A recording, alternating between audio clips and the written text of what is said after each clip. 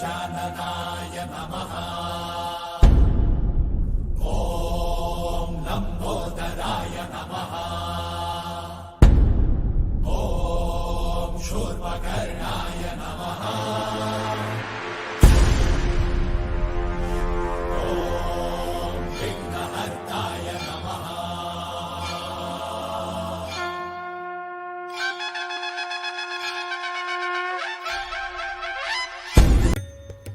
నమస్తే.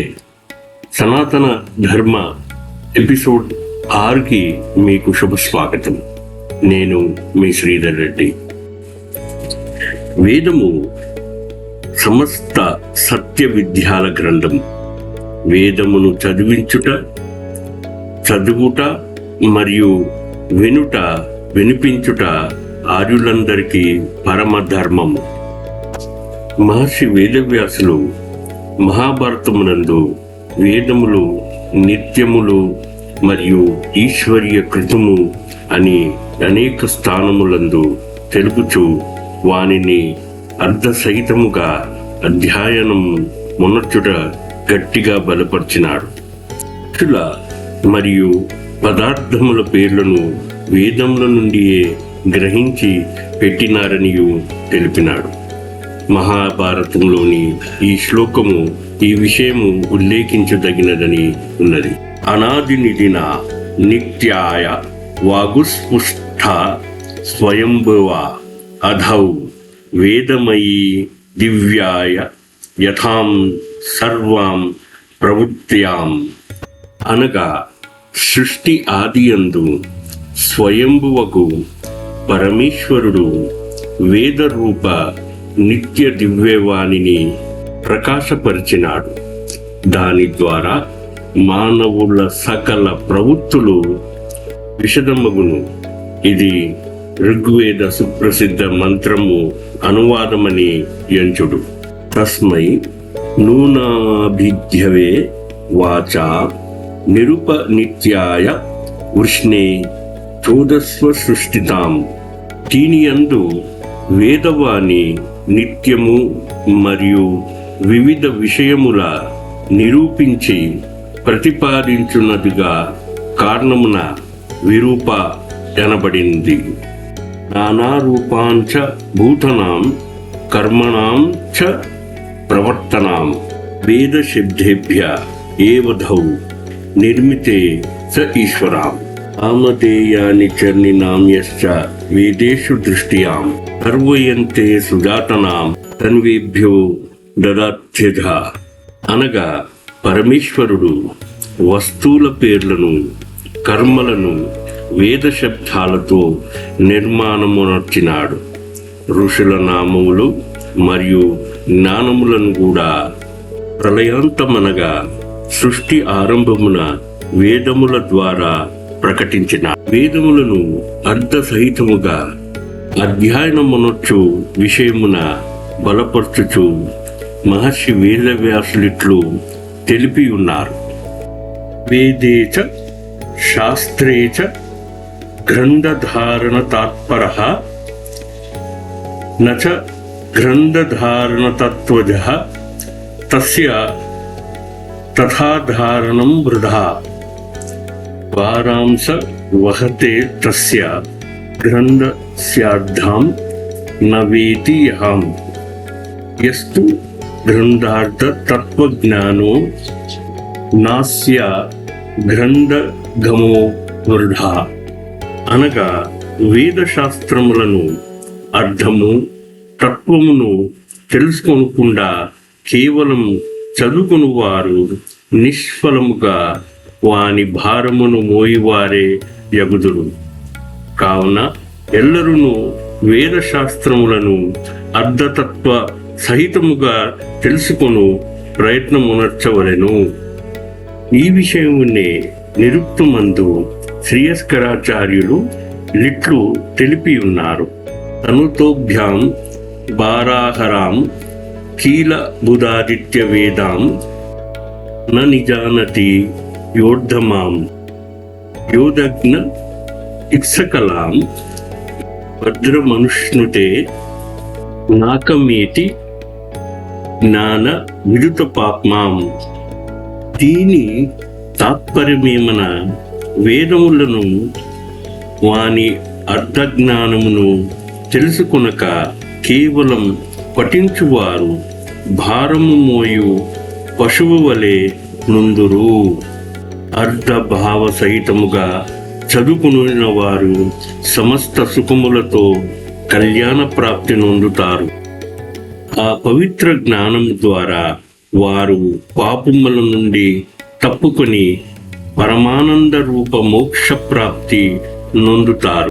నిరుక్తం యొక్క మొదటి అధ్యాయము, మొదటి పాదము, 2వ కాండము నందలి ఈ దిగువ వచము కూడా ఈ విషయమునే లెక్కించుచున్నది.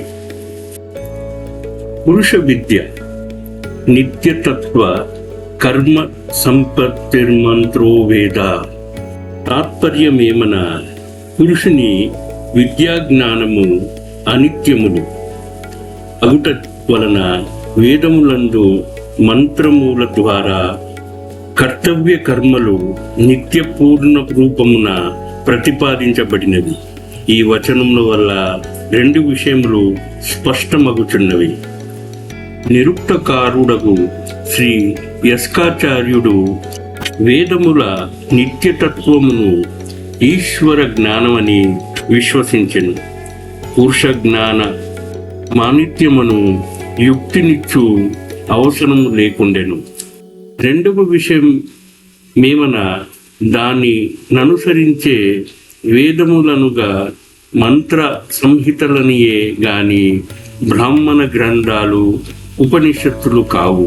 కావుననే అచట మంత్ర శబ్దమే ప్రయోగించబడినది. ప్రాసంగమును ననుసరించి నిరుక్తము యొక్క ఈ దిగువ వచనములు నిచ్చట ఉల్లేఖించుట ఉచితము మరియు ఆవశ్యకమనియే సూచించబడినది. సాక్షాత్కృత ధర్మనాన్ ఋషియో ఆభువస్తే వరేభ్యో సాక్షాత్కృత ధర్మభ్యో ఉపదేశ సమంతాన్ సమర్పుడు. ఉపదేశాయ గ్లయంతో వరే జన్మగ్రహణం ఏమం గ్రంథనా మన్మానిష్యుర్వేదాంచ వేదాంగనీచ బిల్మాం భాసాన్వితవాం నిరుక్తం. దీని భావమేమనగా మొదటి ఋషులు సాక్షాత్కృత ధర్ములై ఉండిరి.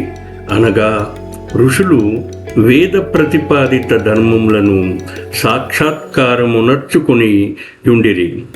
వారు ధర్మము యొక్క యథార్థ తత్వమును కనులతో గాంచినట్టుగా ఎరిగిన వారై ఉండిరి. ధర్మమును సాక్షాత్కారమునర్చుకున్న వారికి వారు మంత్రముల ద్వారా ధర్మమును ఉపదేశించిరి. ఇట్టి ఉపదేశము పొందిన వారు 2వ తరగతి మనుషులై ఉండిరి. ఇక 3వ శ్రేణికి చెందిన మనుషులు ఈ మొదటి 2వ తెగకు చెందిన మనుషుల కన్నా మందమతులై ఉండిరి. కావుననే వీరు ఈ సమన్వయము పదవాచ్య నిఘంటువును వేదముల వేదాంగములను చక్కగా అభ్యాసమునర్చి వారినిన్నిటినీ ఇతరుల ఉపకారార్థం లిపిబద్ధమునర్చిరి.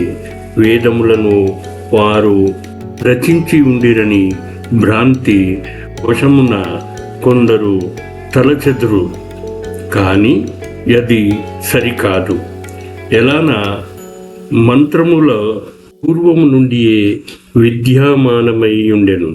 వానిని సాక్షాత్కారమునర్చుకునిన ఋషులు ధర్మమును ద్వితీయ శ్రేణి వారి ఉపదేశించిరి.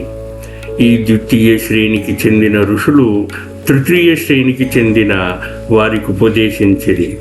రాబో తరముల వారికి కూడా మేలు కలగాలని ఉద్దేశంతో ఆ మంత్రములను నిఘంటువు మరియు వేదాంగముల సహితముగా చక్కగా అభ్యాసమునర్చిరి, లిపిబద్ధమునర్చిరి.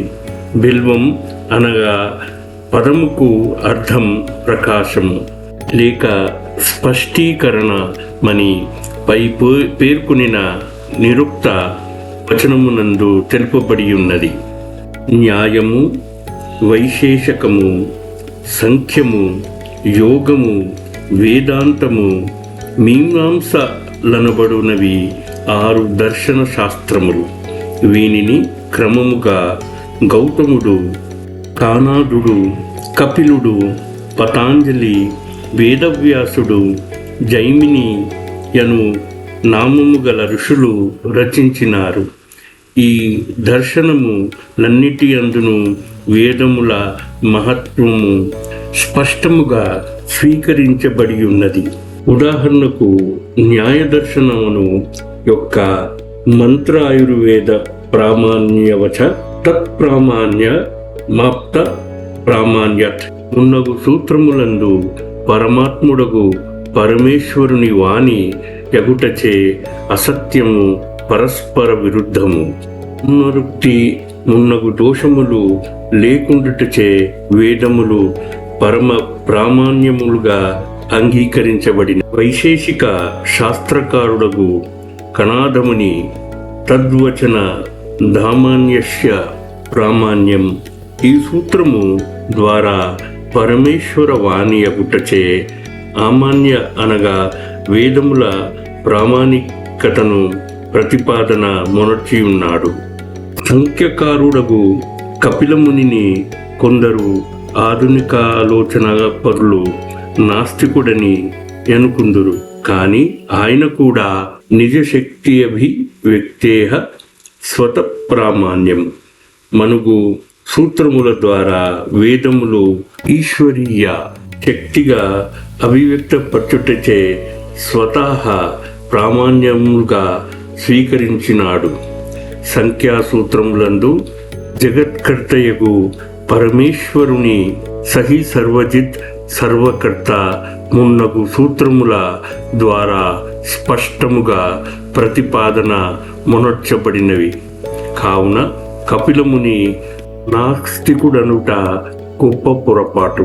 ఈ ప్రాసంగమునందు మరొక విషయమును స్పష్టమునర్చుట ఆవశ్యకమై ఉండును. ఏమన కొందరు సంఖ్యాదర్శనము యొక్క ఈశ్వర సిద్ధ్య ఈ సూత్రము ఆధారముగా గొని సంఖ్యాకారుడగు కపిలముని ఈశ్వరుని అస్తిత్వమును స్వీకరించకుండెనని యందురు. ఇట్టి ఎడ నిజశక్తి అభివ్యక్తి స్వతః ప్రామాణ్యం. దీనికి ఈశ్వరీయ శక్తితో వేదముల అభివ్యక్తిత్వము మరియు స్వతః ప్రామాణత్వ పరక అర్థము ఎట్లు పొసగగలదు. ఈ విషయమున మేము బౌద్ధమతము మరియు వైదిక ధర్మము అను పేరుగల గ్రంథములందు సంపూర్ణముగా వివరించి ఉన్నాము. ఇచట కేవలము ఈశ్వర సిద్ధి అను సూత్రము ప్రత్యక్ష ప్రాకారణమున వివరించబడిన దాన్ని లక్షణమును తెలుపుదుము. కపిలముని యత్ సంబంధం తత్ తదాకారో లేకి విజ్ఞానం తత్ ప్రత్యక్షం ఈ రూపమున వివరించినాడు. ఈశ్వర సిద్ధియే అను దాని అభిప్రాయము ప్రత్యక్ష ప్రమాణము ద్వారా ఈశ్వర సిద్ధి కాజాలదు. ఏలన నాతడు సర్వవ్యాపక నిరాకారుడు గుటచే ప్రత్యక్ష విషయము గాదు అని తెలుపుట చాలును. దీనితోనే ఈశ్వరుని ఉపదాన కారణత్వం తత్ యోగేపిన నిత్యముక్తాః ప్రధాన శక్తి యోగయిచ్చత సజ్జోపతిహిం తథా మాత్రే చ సర్వేశ్వరాం ప్రమాణ భావనాన్ తత్సిద్ధిం సమబ్నద భావనానుమానాం శృతిరాశి ప్రధాన కార్య తస్వాం. నా ఈ ప్రయత్నం మీకు నచ్చినట్టయితే దయచేసి సబ్స్క్రైబ్ చేయండి, షేర్ చేయండి, లైక్ చేయండి, కామెంట్ చేయండి.